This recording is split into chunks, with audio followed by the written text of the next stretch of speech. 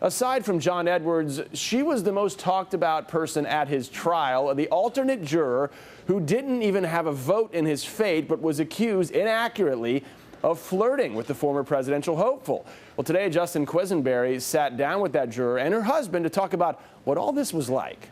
Juror 274, the faceless person in this red shoulderless shirt, is Denise Spate. So yes, my shoulder was showing because I was going out right after a jury. That shirt. The red one. And that smile. I wasn't even the most giggly. Led to a network producer writing that she was flirting with the defendant, John Edwards.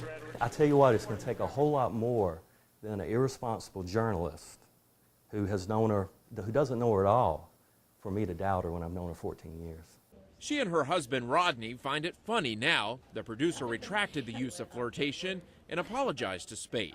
And he's like, I never thought it would get to be this big. She makes the point the producer did not know she was a mother of two and married to an amateur model who recently appeared in a jeans ad in Sports Illustrated. I know, that's right. And I had told a lot of people, I'm like, John Edwards is a Democrat. Yes, red is this Republican's color, but the matching daily wardrobe of the alternates caught attention. Still have my jury tag on it.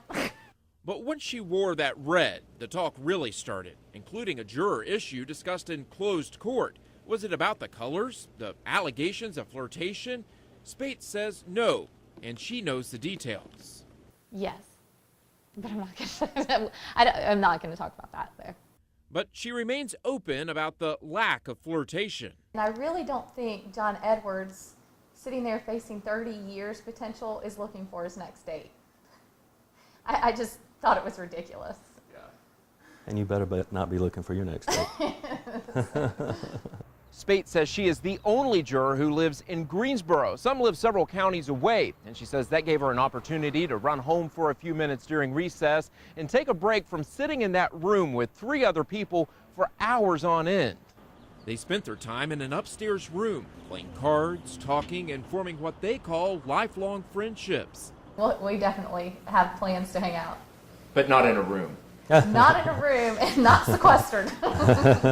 I have so many more questions about this. Good thing Justin's with us now. Now, she didn't have a vote in the verdict, but she did tell you which way she's leaning, right? Yeah, she was going to vote not guilty on all 6 counts. She felt like the evidence was simply not there, and she says that it would not be worth the money to retry this case. Okay, watching her, big personality, looks great on camera. This just it screams like Real Housewives of Guilford County. I wonder if like the reality show folks will be calling her after this. Who knows, right? Because she never anticipated this. In fact, she's never even served on a jury, and now she's got this national attention. Sure.